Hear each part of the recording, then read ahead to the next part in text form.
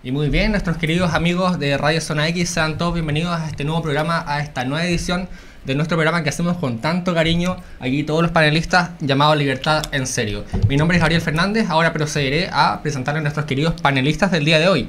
Por aquí tenemos a Benjamín Álvarez, quien es coordinador del Partido Libertario. ¿Cómo estás, Benjamín? Muy bien, muchas gracias. Gracias por invitarme y dejarme participar en esto y compartir mi opinión sobre los temas del momento. Muchas gracias por estar aquí, Benjamín. Tenemos por aquí a Carlos Robledo, quien también es coordinador del Partido Libertario. ¿Cómo estás? Muy bien, feliz de estar nuevamente aquí en este ya querido lugar, querido espacio. Esta vez en Libertad en Serio, porque también tengo otro programa por ahí que va enlazado en la tarde. Así que, no, feliz de estar. Pero promocionalo, ¿cómo se llama tu programa? No dejen de ver hoy a las 19 horas a mi amigo Marcelo Villalba y a mí en el nuevo capítulo de Soldados de Ayer, Héroes de Hoy, un programa dedicado a la Guerra del Pacífico, muy actual, porque uno puede pensar esta cosa pasó hace un montón de tiempo, pero la verdad es que está muy actual, sobre todo con por ejemplo, los invitados de la semana pasada, chicos que hicieron un cómic sobre la comunidad china presente en la guerra y que ahora lo están traduciendo al chino y próximamente se editará en China.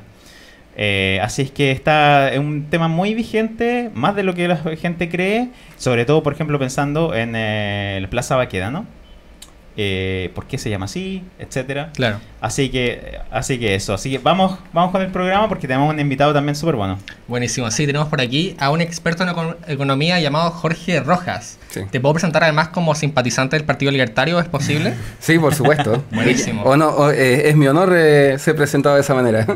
Buenísimo, buenísimo. Bueno, el día de hoy tenemos un programa cargado de contingencia. Vamos a hablar de lo ocurrido con la jueza Andrea Acevedo. Hace muy poco, una jueza de garantía a la que amenazaron de muerte luego de dejar libre a un carabinero que lamentablemente estuvo involucrado en un accidente. Vamos a hablar también de las declaraciones de Luis Mesina. Vamos a hacerle una entrevista a nuestro querido y gran invitado.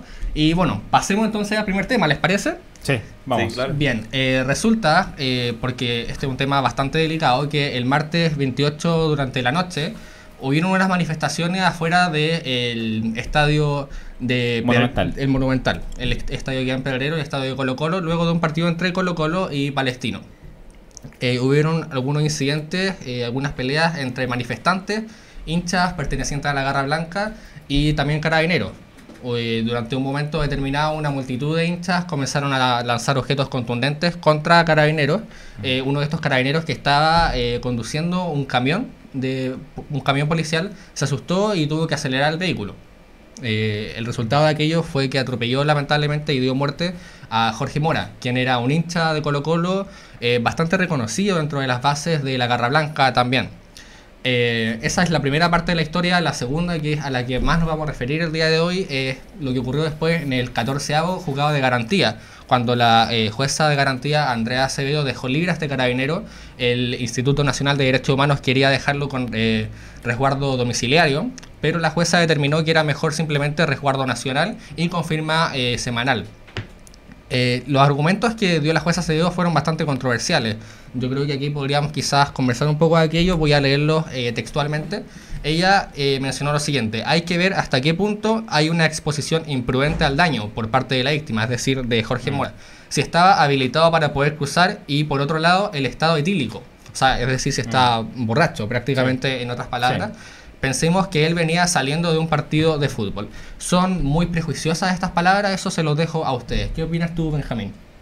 Bueno, para empezar, también hay que considerar la otra parte de lo que dijo la jueza, que es ver las circunstancias en lo que pasó este evento, esta tragedia, porque el contexto importa harto. En este tipo de cosas importa harto. Sin ir más allá, si no importara el contexto, entonces no existiría, por ejemplo, la legítima defensa. Claro.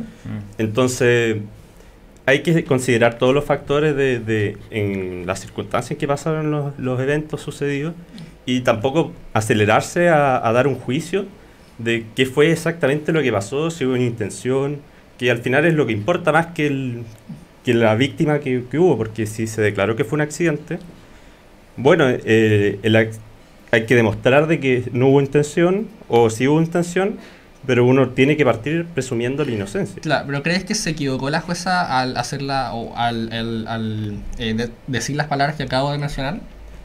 Yo creo que estuvieron fuera de lugar, sí. Sí, yo creo que estuvieron fuera de lugar. Sin embargo, igual hay cosas que no se demostraron después igual de todas formas. Por ejemplo, lo que se refería a las barras bravas, la garra blanca, claro. Que finalmente igual se terminó, ellos mismos terminaron dándole la razón, porque al día siguiente salieron a hacer destrozos, a hacer desmanes, alterar el orden, incluso hasta la amenazaron a ella, y no es primera vez que pasa tampoco. Claro, los niveles de violencia volvieron a atenuarse. Yo creo que no vivíamos esto hace aproximadamente 2 o 3 semanas. Probablemente. Sí, se había calmado de nuevo la situación, pero lamentablemente con esto volvimos al caos en Chile. Jorge, ¿qué opinas al respecto? Mira, la verdad es que mi opinión es un poco más dura respecto de esta situación. Yo creo que la jueza actuó apegada a las leyes. Creo que el razonamiento que hizo de las circunstancias es de sentido común. Y las leyes siempre deberían tener eso, o sea, deberían seguir el sentido común que también siente la ciudadanía, porque efectivamente, imagínate manejar un camión de esas características con la carga que lleva, claro, estar siendo atacado. Usualmente existe algo que se llama focalización de la vista. Yo practico tiro deportivo. Buenísimo. Me gustan, digamos, ir mejorando la precisión con el uso de armas de manera deportiva. Y si hay algo que uno aprende en estos cursos, es que cuando uno se ve amenazado, uno se concentra la vista en un punto y el resto desaparece. Claro. Entonces, en el caso de este carabinero, por más capacitación, entrenamiento que pueda tener, al momento de ser atacado va a concentrar su vista en lo que tiene inmediatamente al frente. Entonces, lo más probable que haya pasado es que no haya visto al manifestante, protestante, vándalo, la preferencia que tengan las personas para poder mencionarlo. Entonces, a mí me parece que el análisis que hace ella, más que un análisis clasista, que es lo que han tratado de decir algunas personas, me parece un análisis de sentido común, y que yo, como practico este deporte, sé que en una situación de amenaza uno concentra su vista. Entonces, el carabinero, sin lugar a dudas, que no lo vio, y ningún carabinero de Chile, estoy seguro de eso, ninguna persona en general sale a la calle manejando un camión o un vehículo con la intención de perjudicar o dañar a otro ser humano, lo cual siempre es una cuestión muy lamentable. Sí, mira, a mí me gustaría rescatar acerca de eso una de las declaraciones que dio una de las voceras de Carabineros, de una de las comisarías de Carabineros, que fue: si este carabinero en cuestión, el que manejaba el camión, no hubiera hecho lo que hizo, es decir, acelerar el vehículo y lamentablemente llevarse la vida de Jorge Mora, probablemente estaríamos lamentando la muerte de aquel carabinero. Es muy probable, porque la situación, si uno ve los videos, era incontrolable. Realmente los manifestantes estaban lanzando, como dice la jueza Acevedo, no flores, sino objetos contundentes. Carlos, ¿qué opinas tú? Hay un montón de cosas que se pueden decir acá. Primero, sobre el... disculpa, ¿se escucha bien? Sobre los dichos de la jueza, se han cargado varias cosas que yo creo que son erróneas. Primero, que ha hecho una estigmatización de las barras bravas, etcétera, y todo eso. la estigmatización viene de mucho antes, desde décadas, y no precisamente por un prejuicio inocuo. No es errónea. No, claro, exactamente. Se lo han ganado muy bien. Primero, sobre algo tú mencionaste sobre si había estado el estado etílico del señor Mora. Claro. Bueno, eso se lo tienen que hacer a todas las personas que sufren un accidente. Es que no porque haya estado en un partido de fútbol de Colo-Colo. O sea, sino se lo hacen a todo el mundo que sufre un accidente en la carretera, etcétera, en las calles, o a un occiso, etcétera. Y eso por procedimiento, para saber las causas reales. Eso no es estigmatizar, por si acaso, yo creo. Para mi juicio, porque apunta a saber las reales causas del asunto. El otro es, bueno, ¿qué estaba haciendo ahí un camión de carabineros de transporte de caballos pasando por exactamente ese lugar? Para mí son dos hipótesis. O negligencia del procedimiento de carabinero, sabiendo que... O incluso lo más probable es que hayan estado esperando a carabineros cuando sale, no sé, para apedrearlo. Y ahí entramos a otra cosa que yo veo muy preocupante, que la gente se siente con el derecho de apedrear a carabineros, de insultarlo, etcétera, independiente de errores, cosas buenas, malas, etcétera, pero se sienten absolutamente con el derecho de hacerlo porque saben que no va a pasar nada. Y eso es el sustrato para todo el sustrato para todo el caos que estamos viviendo. Porque si yo sé que no me va a pasar nada atentar contra quien sea, voy y lo hago. Entonces estamos en una situación muy complicada en donde no vemos razones, no vemos nos sentamos con la cabeza fría a analizar los asuntos, a ver el contexto, a ver que la inercia de un caballo, perdón, de un transporte de caballo lleno va a ser muy, muy grande en relación a un auto pequeño, un auto normal, que no va a poder frenar de inmediatamente. Y si sumamos las personas cruzándose, lanzando piedras, oscuridad, etcétera, esa esquina es bastante oscura. Entonces tenemos el cóctel perfecto para una tragedia, claro, la que ocurrió, lamentablemente. Entonces iba a pasar algo malo, no sé qué, o algún lesionado, algún accidente, un choque, y esta vez fue la lamentable muerte del señor Mora. Exactamente. Se ha hablado mucho, entre todas las cosas que hizo que dijo la jueza Acevedo, estaba, por ejemplo, que el uniforme de carabineros parece que para la gente o para muchas personas representa algo distinto a si esa persona fuera un simple particular, sin uniforme. Que se juzga de manera distinta a aquellos que tienen el uniforme de carabineros y a aquellos que no. ¿Qué opinas de aquello tú, Benjamín? ¿Crees que la situación de carabineros es sostenible a lo largo del tiempo? ¿Qué debería ocurrir con ellos? No, es insostenible que siga así, ¿no? O sea, ya está terriblemente perjudicado o destruido ya la institución como con su validez en esto de todos los manifestantes. Y da para un análisis igual ese tema, porque el hecho de que se le culpe a todo el equipo de carabineros, a la institución completa, es culpar al colectivo por la actuación de algunos individuos, claro, del grupo. Y si uno quiere ser justo, tiene que aplicar el mismo criterio para todos. Y a mí me da un montón de lata, me carga en realidad, que sean toda esta gente que se manifiesta, todo, que no apliquen el mismo criterio para todos y se llenen la boca diciendo que ellos son los justos. Claro. Porque si uno quiere ser justo, tiene que aplicar el mismo criterio para todas las personas. La polarización. Claro, y un problema bien grande que hay es que, por un lado, tienes eso de que tú estás culpando a todo el equipo carabinero por la actuación de algunos individuos que quizás puedan haber actuado mal, y hay canales para castigar esa conducta. Pero al final se obvian esos canales y se ataca a todo el cuerpo carabinero y se desprestigia. Pero si uno aplicara el mismo criterio para el otro lado, entonces uno podría decir, hay algunos manifestantes que son violentos. Entonces, todo el grupo es violento, porque hay algunos individuos... Exactamente. Hay algunos individuos que son violentos, entonces, bueno, si vamos a meter a todo el colectivo por la actuación de algunos individuos, entonces digamos que toda la gente es violenta. Pero no es así. La gente no está violenta, y así como no todos los carabineros actúan mal. Hay muchos carabineros que están actuando bien. Y bueno, con respecto a lo ocurrido de ese día, leí que una de las declaraciones de uno de los carabineros que está participando fue prácticamente que llamaron a pedir refuerzo y le dijeron: chuta, compadres, sorry, no podemos ayudarte, arranca de ahí nomás. Y ya lo hemos visto antes, que ya Carabineros ya dejó de ser persona para este tipo de grupos. Ya su vida no es la vida humana. Se denigró tanto a la institución que ya ellos dejaron de ser personas.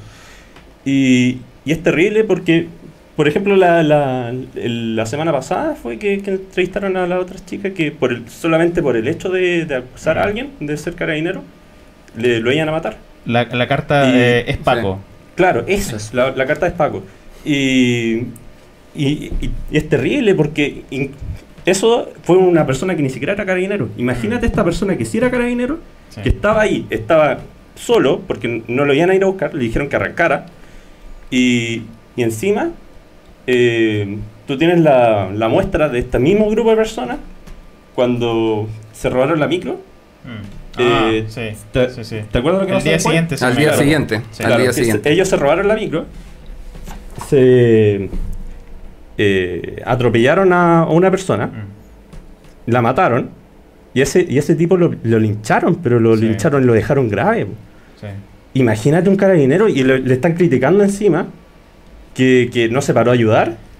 Claro. Lo hubieran matado. El sustrato para mí creo que es la mentalidad colectivista. O sea, eso ya es un tema muy viejo que no data de siglos de la historia misma del hombre, que cuando olvidamos nuestra individualidad, nuestro ser mismo, nuestra propia esencia, claro, nuestra propia persona, y nos sumamos sin pensar a lo que dice la muchedumbre, el colectivo. Exacto. Olvidamos todo tipo de razón y nos entregamos a una especie de orgía de lo que sea, generalmente cosas malas. En este caso de violencia extrema. Claro, de violencia, y claro, entonces pasa lo que pasa nomás. Claro, y por otro lado tenemos el hecho de atribuirle dolo a la actitud del carabinero que hizo eso. Yo no creo que el carabinero haya querido hacerlo intencionalmente. Bueno, de hecho, en esa línea, complementando un poco lo que decía antes Carlos respecto de manejar camiones y la inercia que estos tienen, a mayor peso, o sea, es una cuestión que enseñan en física en cualquier colegio, con la velocidad que iba, con el peso que tenía, si hubiese tratado de frenar bruscamente, probablemente incluso la tragedia hubiese sido mayor, porque podría haberse eventualmente volcado el camión, con lo cual hubiese terminado impactando y probablemente perjudicando la vida de más personas que la de una sola persona. Entonces, claro, es re fácil ser jueces sin estar en los zapatos de la persona, y yo creo Exacto. que la jueza Acevedo lo que hizo fue justamente apuntar en esa dirección, de que es complejo evaluar este tipo de situaciones criteriosamente cuando no se ha estado en la situación o se desconoce cuestiones tan básicas como la focalización de la vista en situaciones de riesgo para uno, porque obviamente uno tiene dos posibilidades cuando hay riesgo: huye o pelea. El carabinero obviamente optó por huir, que fue la instrucción que se le dio, pero eso no impide de que su biología reaccione como lo hemos estado haciendo desde hace 1.000.000 de años, que es con focalización de vista.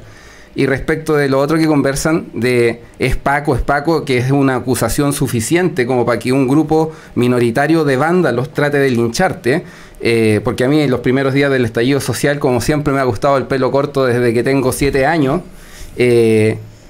también y bueno, tengo una postura más, me gusta el orden y la seguridad pública, por algo pago mis impuestos, o sea, pago mis impuestos para que el Estado por lo menos sea capaz de garantizarme orden y seguridad pública. Entonces, claro, veía a esta gente cortando las calles y le decía: oye, déjense de cortar las calles porque uno quiere transitar. Claro, exacto. Y Y claro, me decían es Paco. Y por suerte que como siempre me ha gustado usar polera y zapatillas, me miraban los pies y decían, no anda con bototo, así que a lo mejor no es Paco. Pero ¿alguna vez tuviste una experiencia un poco más heavy, así como te amenazaron con pegarte, algo así? No he tenido esa situación todavía y espero que no se presente. Pero es realmente preocupante de que sea un juicio suficiente de acusar a alguien de que es carabinero, de que es Paco, para poder agredirlo. Y claro, en el caso de esta persona que efectivamente es un carabinero, que iba manejando un camión de carabineros, que estaba vestido como carabinero, lo querían linchar. Pero la violencia, como bien decía Carlos, esta cuestión colectivista, que si al colectivismo le agregamos la componente de política identitaria, donde esa cuestión es caótica, porque de verdad no logro entender la política identitaria en el sentido de que si eres hombre, eres un enemigo del feminismo y no puedes ser feminista, tienes que ser un aliado del feminismo. Claro. Pero a la vez, si eres un hombre homosexual, entonces como que eso te disminuye la culpa. Y siempre están hablando del concepto de... disminuye el pecado original. El pecado original. Entonces, el colectivismo más la política identitaria son una receta para este tipo de estallidos de violencia que hemos estado observando. Carlos, quería preguntarte a ti, y bueno, aquí todos, por cierto, pueden participar también en la respuesta a aquella pregunta. Se ha hablado mucho últimamente, y de hecho llevamos meses, incluso podría decirse que años, con el mismo cuestionamiento que Carabineros debería ser reformado. ¿Tú qué piensas? ¿Debería ser reformado efectivamente Carabineros? Y si debería hacerlo, ¿cuáles deberían ser las características de esa reforma? Es complicada la pregunta. Sí. ¿No? Pero está muy buena. Y la verdad es que yo creo que hacer algo ahora, en este minuto, no tiene ningún sentido. Porque, bueno, creo que si estás en una crisis profunda, hacer algo con la cabeza caliente, como está todo el mundo ahora, quiere quemar todo o matar al bando contrario inmediatamente. Hacer algo realmente profesional, profundo, a largo plazo. Si tú realmente quieres hacer eso, creo yo, no es el minuto. ¿Se entiende? O sea, yo creo que si uno desea efectivamente mejorar la policía, no es el minuto. Quizás sentar las bases, decir, oye, ok, mira, ¿sabes qué? No, a largo plazo queremos reformar la policía en este tipo de cosas. Pero insisto, yo creo que no solo en tema carabinero, sino hacer en cualquier tipo de cosa, hacer un cambio realmente profundo, algo que sea realmente sostenible en el tiempo, requiere una discusión, requiere ver ejemplos en extranjero, capacitación, etcétera. Cosas que no estamos en este minuto viendo. Creo yo que no... incluso más que reforma a Carabineros, porque están vigilados por todos. Tienen el INDH y incluso le aumentaron el financiamiento ahora este año, si no me equivoco. Piñera se lo aumentó. Claro, Piñera, sí. Incluso, o sea, tienen a organismos internacionales incluso vigilándolo. Tienen equipamiento, las cámaras GoPro, etcétera. Además, sí. Tienen un montón de cosas que, no sé, hace 20 años no existían. Entonces, tienen un montón de organismos que lo están súper vigilando permanentemente. Incluso jueces los condenan y todo. Y más que una reforma, yo creo que apoyo. O sea... ¿Quién los está apoyando realmente en el sentido de las autoridades públicas? La verdad es que bien poco. Sí. Si la opción es gastar dinero en el INDH y que sus observadores estén ahí en la calle, en las protestas, etcétera, bueno, esa opción está y está vigilando a Carabineros. Pero también veamos la otra parte, que no hay mucho apoyo. Exactamente. Bueno, respecto de eso me gustaría complementar un poco lo que dice Carlos. Efectivamente, el momento de la crisis misma nunca es el mejor momento para poder tomar decisiones de modernización, ajustes o reformas de cualquier tipo de instituciones. Yo fui bombero 3 años y una cuestión que aprendí en el cuerpo de bomberos es que cuando tú estás en el incendio no le empezáis a decir al capitán, creo que esto debería haberse hecho de esta otra manera. Obviamente. Sino que uno simplemente sigue la cadena de mando, hace las cosas como tiene que ser, y cuando la situación ya está controlada, ahí uno recién va y llega al cuartel ya con la tranquilidad de haber resuelto la crisis y y discute los ajustes, reformas o modernizaciones que tengan que hacerse. Y respecto del apoyo de Carabineros, o sea, a mí me da mucha risa porque los partidos políticos que tienen un 1% de aprobación, el Congreso que tiene un 2% de aprobación, el gobierno que tiene un 6% de aprobación, critica a Carabineros que tiene un 16%. O sea, si hay alguien que tiene la moral para andar criticando al resto, son los Carabineros. Y como dice Carlos, o sea, aquí cualquiera de nosotros puede vigilar un carabinero, uno saca su celular y empieza a grabar y listo. Está la prensa, está el INH, está la Comisión Internacional de Derechos Humanos.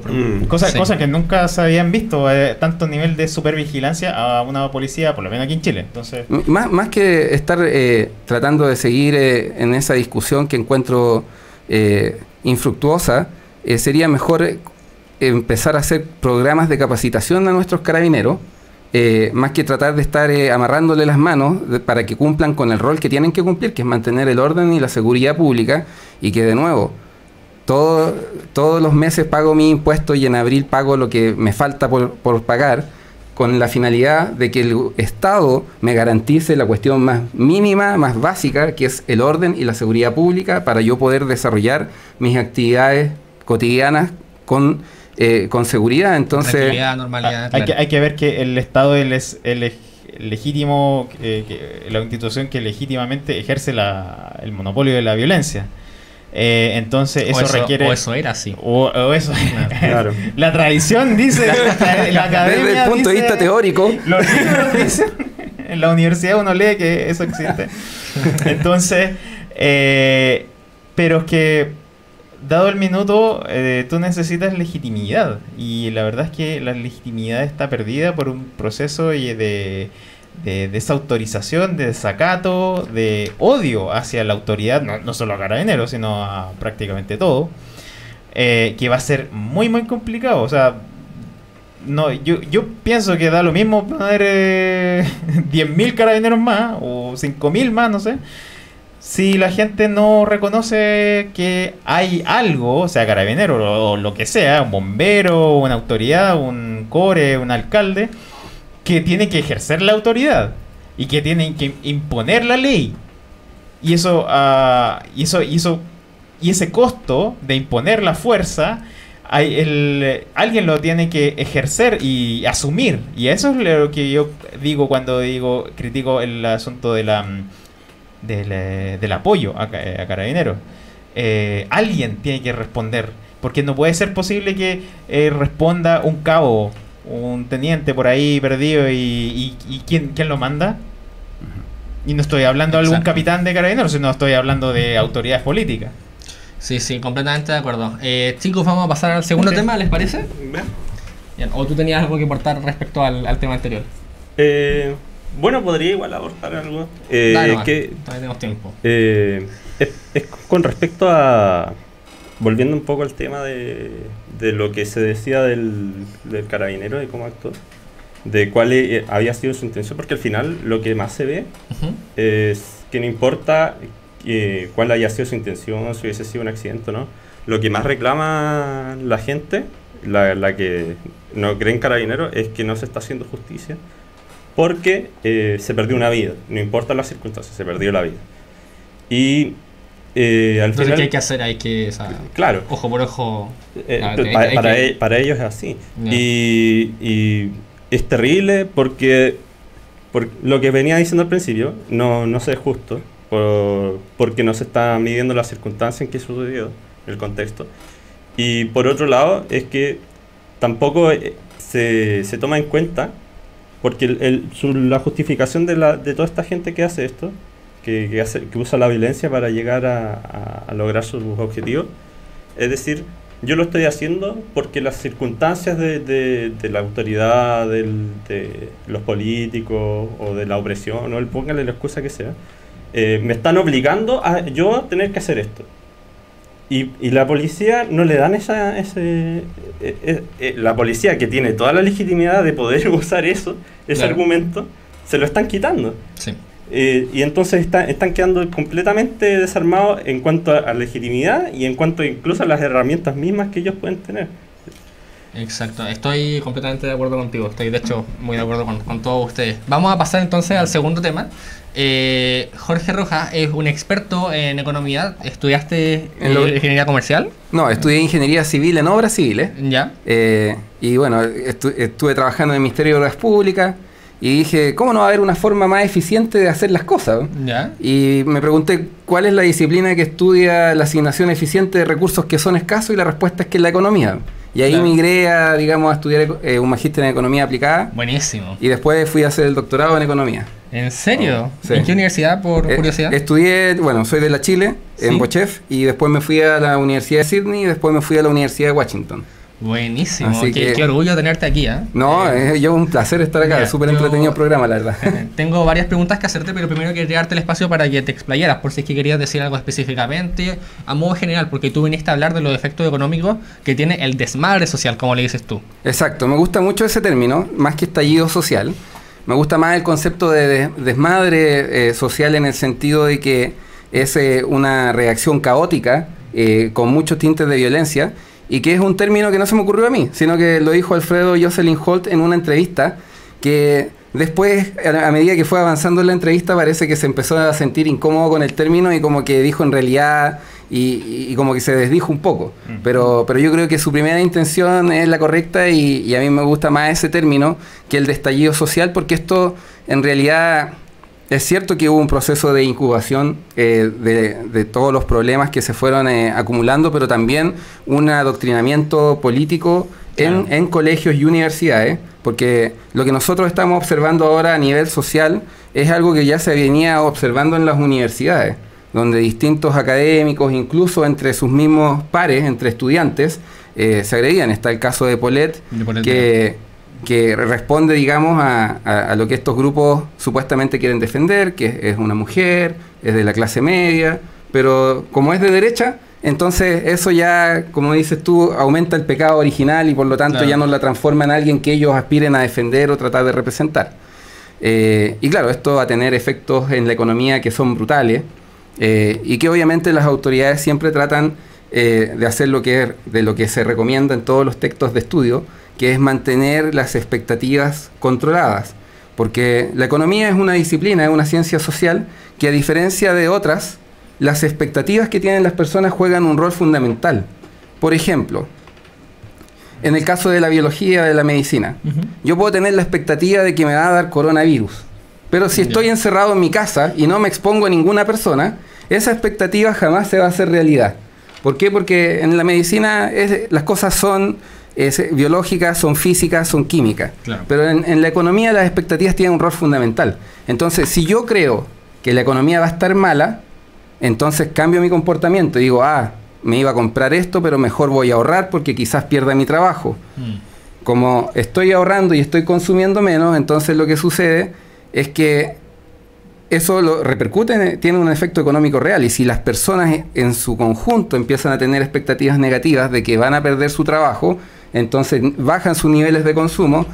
Antes iban 2-3 veces a la semana a comer a un restaurante, ahora ya no lo hacen, entonces ese restaurante tiene menos ingresos. Y así es como estas expectativas negativas se transforman en lo que se conoce como profecías autocumplidas, que poco a poco empiezan a escalar y pueden terminar justamente la expectativa de que iba a perder el trabajo, pasando un tiempo puede transformarse en una realidad de que se perdió el trabajo justamente porque cae la demanda, cae el consumo. Entonces por eso las autoridades tratan de ser mucho más cautas en lo que dicen, porque obviamente no puedes tener al presidente del Banco Central diciendo, bueno, en realidad las condiciones internacionales más las internas van a hacer que el tipo de cambio esté a 1.000 pesos en mayo. Junten agua.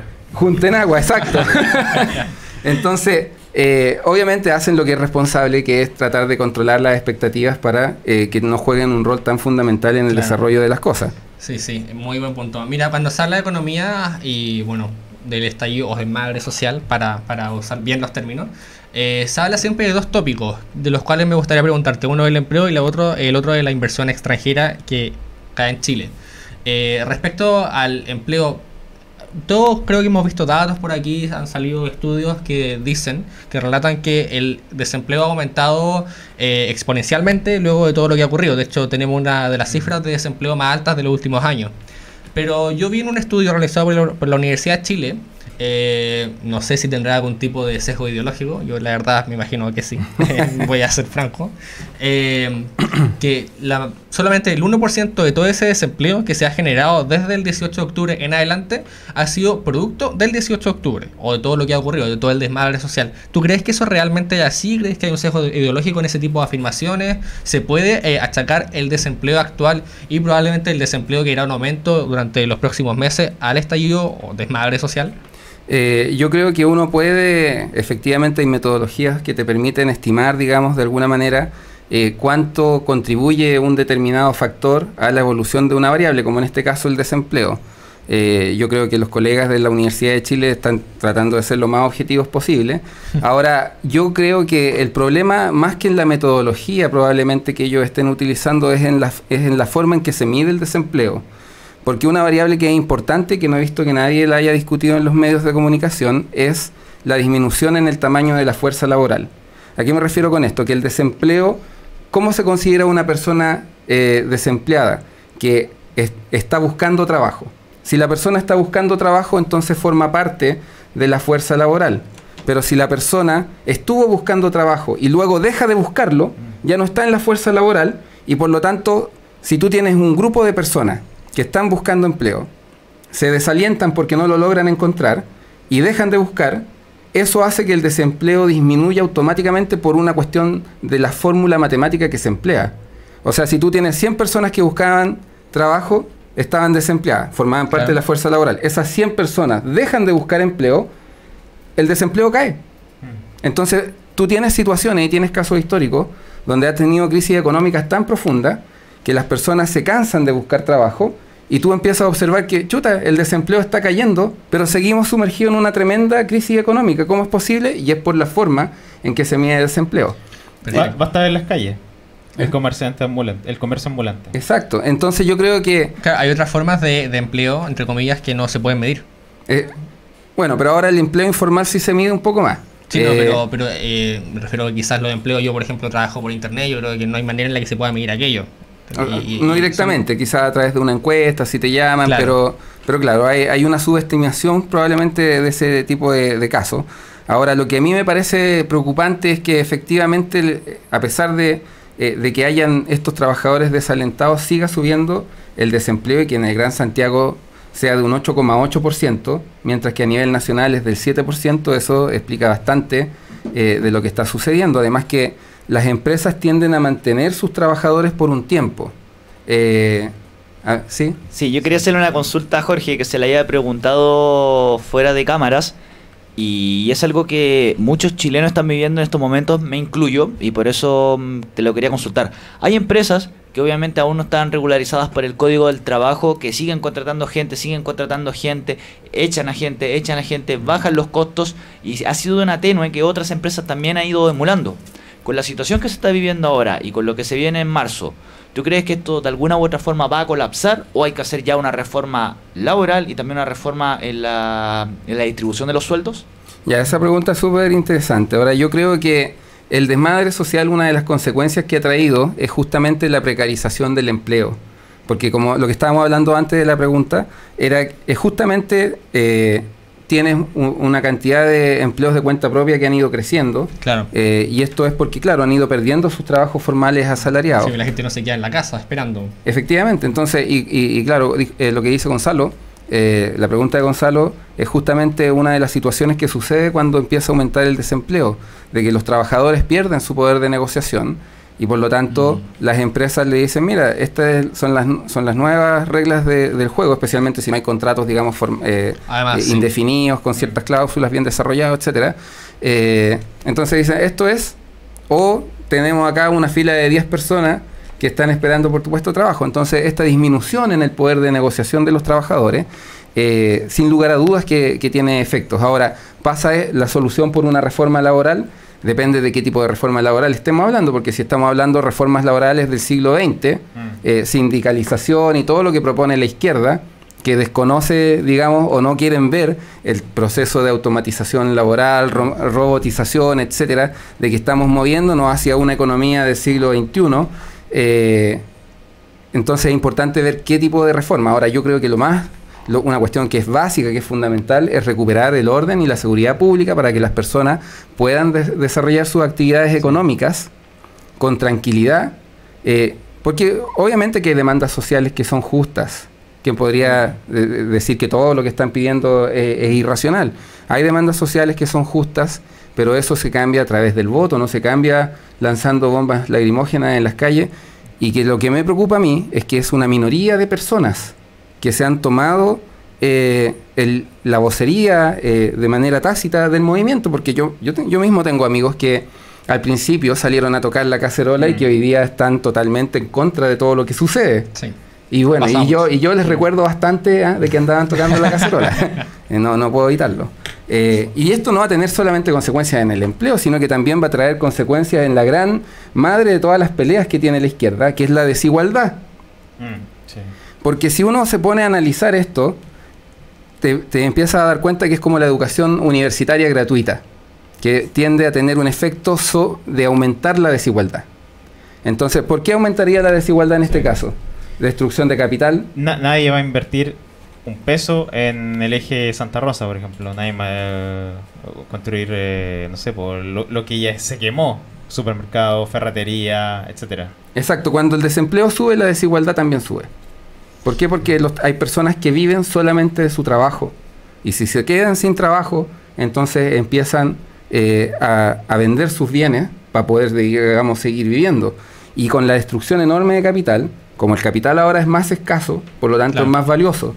Y ese capital pertenece a un grupo pequeño de empresas, porque Chile es un país pequeño, entonces no hay tantas empresas. Es una cuestión de escala. Y por lo tanto esa destrucción de capital hace que el capital que no ha sido destruido sea más valioso, y por lo tanto el producto marginal de ese capital es más alto, y por lo tanto esas personas reciben una cantidad mayor. Por lo tanto, lo que se puede proyectar en el tiempo es que la desigualdad, en vez de disminuir, aumente.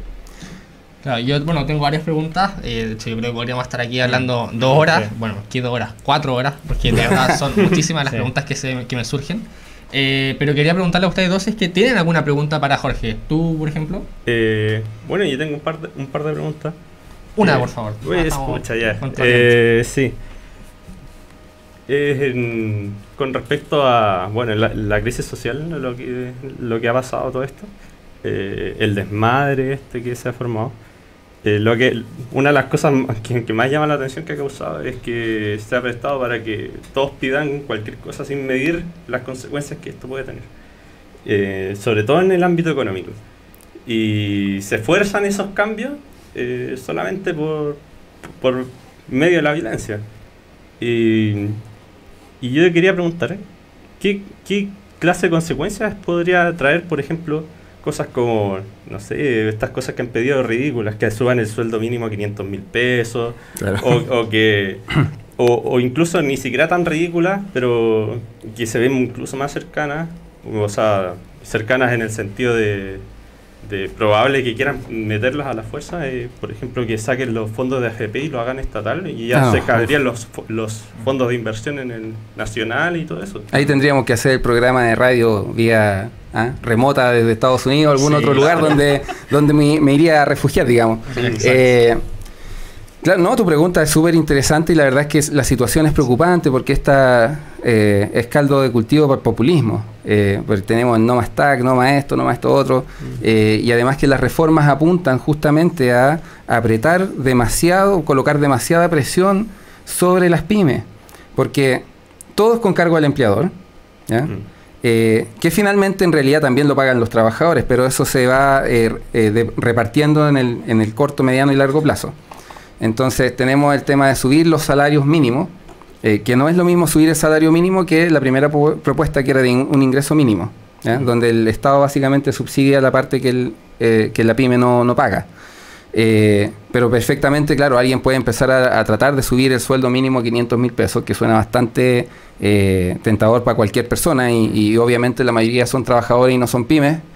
El problema es que esos mismos trabajadores después no van a tener dónde trabajar, porque claro, si se genera esta presión sobre las pymes de el sueldo mínimo, el incremento en la cotización con cargo al empleador, probablemente muchas de ellas van a quedar en una situación de restricción financiera muy alta y no les va a quedar más que cerrar. Además que con el desorden público que existe, o sea, tenemos el Café Colonia, una cuestión emblemática, cerrado, la Fuente Alemana apenas sobreviviendo. Entonces tenemos una serie de circunstancias que colocan demasiada presión sobre las pymes, que entregan alrededor de la mitad del empleo, ¿ya? Siempre los políticos dicen que las pymes el 80% del empleo, ese dato es de 1990. Ya tienen que actualizar un poco, digamos, la literatura en ese sentido. Entonces, claro, es una situación muy preocupante. No la miraría, y si además quieren hacerse otras reformas tributarias, la verdad es que puede la situación complicarse aún más. Disculpa, tengo una pregunta. Sí. En par de palabras, en 30 segundos, ¿cómo se viene de aquí a fin de año? ¿30 segundos nomás? Sí, sí, no, bueno. Sí, verdad, es que me explayo mucho la idea. Yo creo que va a ser un año complejo y todo va a depender de la capacidad del gobierno de ser capaz de reinstaurar el diálogo y el orden y la seguridad pública, porque si no sucede eso, entonces el dólar esta semana ha ido subiendo producto de condiciones internacionales.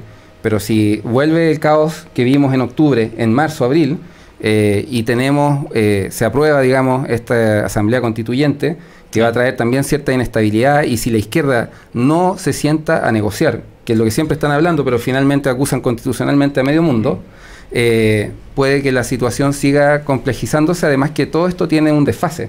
Entonces todavía no hemos visto completamente los efectos de la situación que se ha vivido desde el 18 de octubre. Exacto. Bueno, yo te quería preguntar algo muy parecido en realidad. Tú vas a votar, bueno, no sé si se puede saber en todo caso. Sí, voy a votar por el rechazo. Ya, perfecto. Siempre me desubico y pregunto nomás, pero... No, voy a votar por si acaso. Porque creo que la Constitución de Chile, uno puede cuestionar la legitimidad del origen, pero no la legitimidad de los resultados que se ha visto. Se han hecho muchas reformas, y aunque Ricardo Lagos reniegue de su firma, él la firmó, y creo que es una constitución que le ha dado estabilidad y crecimiento al país por los últimos 30 años, porque eso de que no son, no sé qué, son 30 años de injusticia y cuestiones.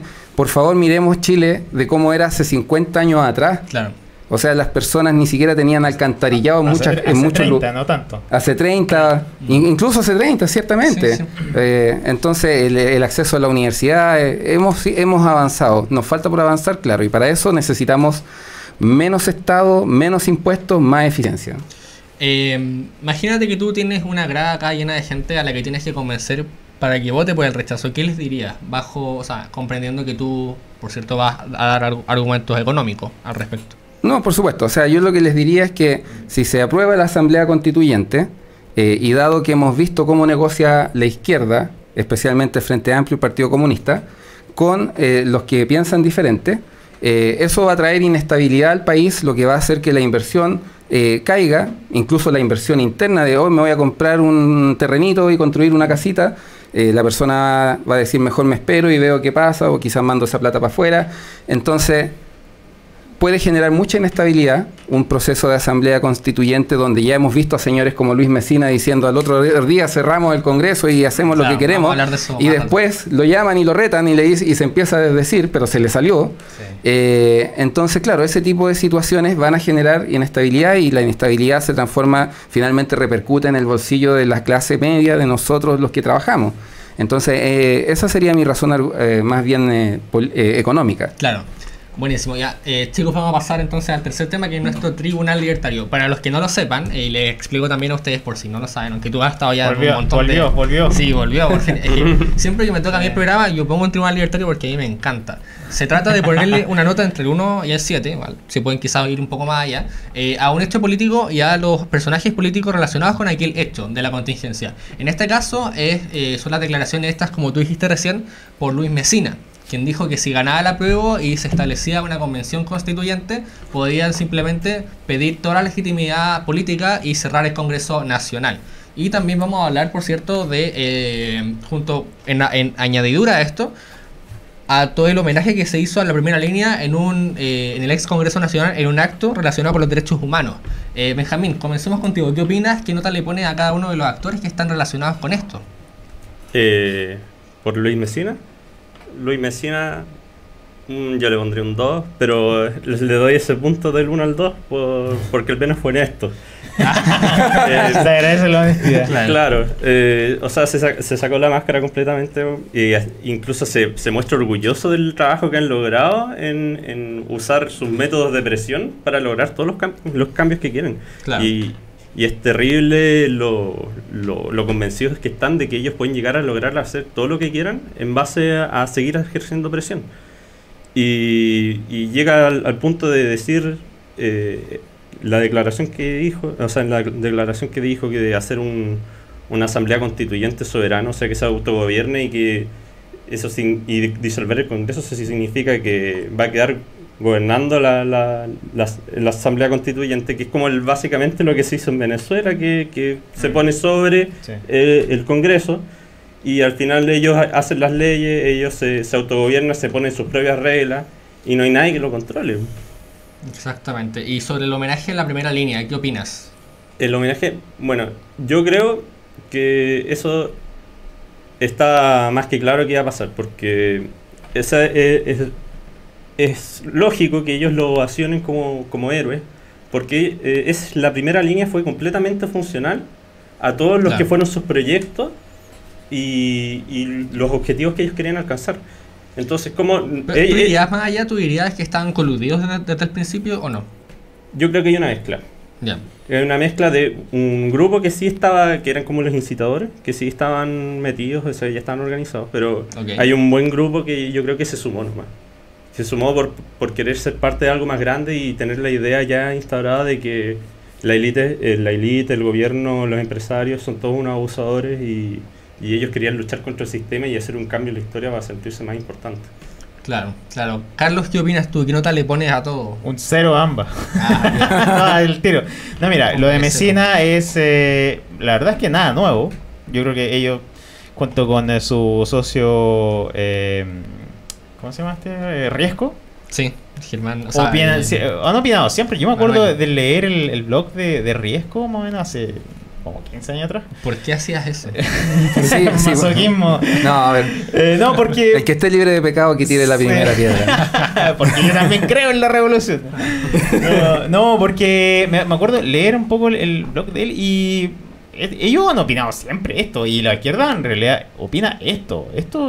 Claro, después sí, que no, que bueno, es que disculpe, pero es que eso...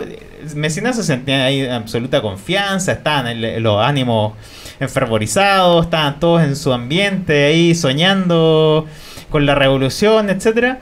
Y claro, se largó nomás y listo. Se me olvidó que existen cámaras, estamos en el siglo XXI. Claro. Que existe internet, etcétera. Entonces... Igual que Escalona, no sé si claro, Escalona, el mismo caso, claro. El mismo video, y yo lo iba a mencionar, me acuerdo, porque es muy parecido. Claro. Y demuestra el ánimo. Yo creo que está el ánimo hacia allá. Pero ahora me pregunto, ¿quién haría eso? ¿Carabinero? ¿Cerrar el Congreso? ¿O otra fuerza escondida por ahí? Tipo colectivos chavistas, algo así, sí, alguna primera línea más potenciada, algo así, con armas. Las nuevas policías populares que quieren. Nuevas policías populares, ¿quién dice que no? Bueno, y el otro tema que era también un 0. ¿Cuál era el homenaje? Sí. Bueno, siempre se dice que están las legítimas manifestaciones con las legítimas demandas sociales, etcétera, y por el otro lado está la violencia, los saqueos y todo eso. Claro. Y esta misma gente, en general de la oposición y el discurso público, dice, no, hay que separar estos dos mundos. ¿Pero qué vemos aquí? Que lo celebran, que lo celebran, lo aplauden, o sea, están ahí en comunión, todos unidos, felices. Oye, sí, era ridículo, hay gente que estaba llorando en el discurso. Absolutamente ridículo, patético, en el ex Congreso Nacional, o sea, un lugar muy importante. Celebrar ahí un acto, pero sacado de una comedia, no sé, de un país que no es Chile, no es Chile que nosotros conocimos hasta hace algunos años atrás, que supuestamente un país serio, etcétera. Esto no ocurre en los paraísos nórdicos que tanto nos dicen que nos van a llevar. Claro. Esto en Nueva Zelanda, en Finlandia, en Noruega, todo esto, yo me costaría creer que ocurren. Y se supone que para allá vamos. Entonces, y claro, entonces vuelvo a lo mismo. Separar estas dos cosas como no, hay que ver las demandas y la violencia. Pero aquí vemos una celebración. Entonces, claro, le hacen un flaco favor a ellos mismos, a su propio discurso. Exacto. Eso. Jorge, ¿qué opinas tú? ¿Quién nota le pone a todo? Mira, a Luis Messina un 2 como Benjamín. Creo que la honestidad, ese lapsus de honestidad debe ser premiado. Pero no, claro, reprueba por el tipo de cosas que dice. Pero por la honestidad, así es como cuando un alumno te dice llegué atrasado porque me quedé dormido y tú lo miráis nomás y no le decís nada. Es como la honestidad, sí. No te voy a decir nada porque eres honesto. Y en el caso del ex Congreso Nacional, la verdad es que me parece un 0 realmente impresentable. Además que el discurso, si uno escucha el discurso, la verdad es que no tiene ni pies ni cabeza, es una cuestión panfletaria sin ningún tipo de análisis, de argumentación y desde un resentimiento social que la verdad no contribuye en nada. Y como decía Carlos, siempre están prometiéndonos llevarnos a este paraíso nórdico, pero no dicen que los nórdicos tienen del orden de 250 a 300 funcionarios de confianza política, mientras que en Chile los directos son del orden de 4.000, 5.000 y los indirectos hay que actualizar el estudio. ¿Por qué? Porque ¿cómo podemos definir si un funcionario es de confianza política indirecta? Que tenga cuarto medio y gane 3 millones de pesos. Claro. Ese indirecto, aunque hagan el concurso público y la quina y la terna y ya sabemos quién va a ganar, entonces hay una serie de contradicciones y bueno, esperemos que el movimiento libertario, las ideas libertarias sigan ganando fuerza porque es la única forma. Occidente resolvió estos problemas a través del liberalismo, entender que la persona individual tiene sus propias necesidades y tiene libertad a perseguir el tipo de vida que quiere sin perjudicar el tipo de vida de los demás. Y esa cuestión, la tolerancia, el respeto a la diversidad y la libertad es lo único que puede resolver todos nuestros problemas, no un Estado controlador que quiere saber hasta si me compré el teléfono en Estados Unidos y tengo que ir a hacer toda la homologación porque si no, quieren saberlo todo. Y yo no le hago daño a nadie comprando mi teléfono. Impuesto a Netflix. Y impuesto a Netflix, por favor. Escuché por ahí. Sí, eso es tema para otra conversación. Claro. A ver, yo para referirme un poco al tema quería decir que estuve hace algunos meses en este mismo programa diciendo que a la izquierda no le interesan realmente los derechos humanos. Porque un día, claro, se llenan la boca diciendo que hay violaciones generalizadas a los derechos humanos. Carmen Hertz dijo algo así. Carlos Cariola dijo en su momento que había violaciones sistemáticas aquí. Pero al día siguiente van a un programa de CNN con Mónica Rincón y dicen no, pero si en Venezuela no hay violaciones sistemáticas a los derechos humanos. Venezuela no es una dictadura y se llenan la boca así. Con Cuba también. Quién sabe si incluso Corea del Norte, ahí en la interna del Partido Comunista. Ahora quiero decir que a la izquierda no es que no solo no le interesen los derechos humanos, y no es que no solo no le interesen también el orden público, la seguridad de las personas, tampoco le interesa la democracia, tampoco le interesa que haya violencia en las calles y que haya personas muertas, fallecidas, civiles, personas que hayan sido saqueadas, personas a las cuales se les haya destruido su propia vida y su propiedad privada. Y yo creo que con las declaraciones de Luis Messina y con todo el homenaje a la primera línea, eso queda más que claro. Chiquillos, vamos a ir cerrando el programa. Me gustaría darle el espacio para que puedan concluir un poco su experiencia y qué mensaje quieren dar al público para finalizar. Benjamín, empezamos contigo. Bueno, y quiero referirme al tema de la nueva Constitución porque es como el tema ya que está más caliente cerca. La Constitución es básicamente lo que debería llevar son los límites que tiene el poder del gobierno sobre las personas y aquí lo que están tratando de meter es solamente más poder al gobierno para poder cumplir con todos los deseos de la gente y yo creo que ese candado no podemos dejarlo abierto porque si no le ponemos si no dejamos establecido cuáles son los límites que tiene el gobierno sobre lo que puede hacer, que es lo que ha estado haciendo la Constitución actual, se puede prestar para cualquier cosa, gobiernos totalitarios, o incluso a atentar contra los derechos naturales de las personas y las libertades, por supuesto. Exacto. Chiquillos, hoy es 1 de febrero. Hay que empezar ya a trabajar. Estamos acercándonos a la fecha, a la 26 de abril, ¿es cierto? 26 o 27. Sí, 26. Tenemos que empezar a trabajar luego. Ya la situación es crítica y toca defender no solo la patria, como he dicho antes, toca defender también la propiedad de todos nosotros, toca defender nuestra propia vida. Carlos, ¿con qué quieres concluir? Algo que había anunciado en el principio del programa sobre el tema de la mentalidad colectivista. Estamos en un momento muy difícil en donde la polarización es prácticamente absoluta, en donde no vemos al frente a una persona, sino vemos a un enemigo, alguien que no piensa como yo, y eso en general en todo, para toda la gente. Entonces yo creo que toda la experiencia indica que no podemos sacar nada bueno de todo eso. Tenemos que calmarnos todos. Yo creo que eso corre para todo en general, porque al final somos todos chilenos, estamos todos metidos en esto.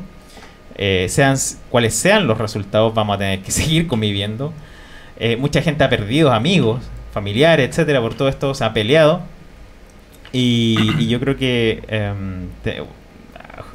mi comentario va hacia el tema de generar un poco de paz, a pesar de que las redes sociales como te incitan al odio y todo y uno cae fácilmente, etcétera. Pero lo pienso sobre todo en el caso del señor Mora, en donde yo hablaba sobre el peligro de sumarse ciegamente a la masa, a la muchedumbre, y sumarse ciegamente a la violencia. Entonces eso, nada podemos hacer, impuestos más, impuestos menos, etcétera, política de allá, de acá, sin orden público, sin paz social. Sí, dale, sí, yo quería recalcar ese tema el que está haciendo Carlos. Aquí lo que se ha establecido, ya lo que se ha dado por norma general, es creer de que el que piensa diferente es el enemigo y una mala persona. Y aquí, en realidad, todos estamos por mejorarle la vida a todos. La única diferencia que tenemos es cuál es el camino que creemos correcto para llegar allá. Pero no es que estemos nosotros en contra de la gente, no es que queramos que la gente viva miserable, de hecho todo lo contrario, todos queremos ese objetivo. Es lo que más nos importa. Es lo que más nos importa. Si lo único que tenemos diferencia es cuál es el camino para llegar allá. Y esa es la división que hay. No se trata de que seamos mejores personas, malas personas, o que, no sé, que seamos prácticamente fascistas, no sé, no se trata de eso. De fascistas nada. No, nada. La verdad que para terminar solamente me gustaría complementar todo lo que están diciendo con el hecho de que las personas, la vida de una persona no tiene ningún valor, o sea, es algo invaluable. Y por lo tanto la vida siempre tiene que ser prioritario, tanto la vida de los que están acá y de los que están por nacer, etcétera. Pero también la propiedad es valiosa en términos, y lo explico de la siguiente manera. Hay personas que han tenido su negocio durante décadas, partieron con un pequeño bazar y lo fueron desarrollando y lo transformaron en un mini market. Y es una vida completa de esfuerzo, de sacrificio para poder alcanzar ese nivel. Y cuando llega un grupo de vándalos que hacen pillaje y roban y queman y destruyen, es verdad, la persona sigue teniendo su vida, pero le destruyeron una vida de trabajo. Entonces efectivamente aquí lo que se trata es justamente de que todos podamos vivir mejor, de que todos podamos alcanzar nuestros sueños, tener la libertad para poder perseguirlos y tener las condiciones necesarias, y una de esas condiciones mínimas es la paz social y el mecanismo de resolución de conflicto. Cuando tú tienes una idea y yo tengo otra, es la democracia. Y no conozco ningún sistema mejor que ese hasta el momento. Tiene una serie de problemas, pero no conozco ningún sistema mejor que la democracia para poder resolver nuestras diferencias sin empezar a dispararnos unos a otros. Exacto. Bueno, para finalizar, yo los invito a seguir el Instagram, a todas las redes sociales que tiene Jorge Rojas. Muy buen invitado, muchas gracias por estar aquí. Muchas gracias a ustedes dos también. Podríamos quizá en una de esas hacer un programa solo de entrevista, porque la verdad es que se me quedaron por lo menos las 20 Un programa de preguntas. economía, al tiro. Un programa, sí, sí. Pongámosle feliz. Mañana. No, yo feliz de la vida, lo he pasado súper bien, así que muchas gracias por la invitación antes que todo. No sería mala idea implementarlo acá en tu CNX, un programa de economía. Programa buenísimo. sería excelente. Sería mala idea. bueno. Sí, Yo una encantado. pizarrita ahí, sí. Yo encantado, feliz. Sí. Bueno, chicos, Excelente. entonces estamos finalizando. Muchas gracias por habernos visto este nuevo día, nueva edición de Libertad en Serio. Hasta la próxima. Adiós.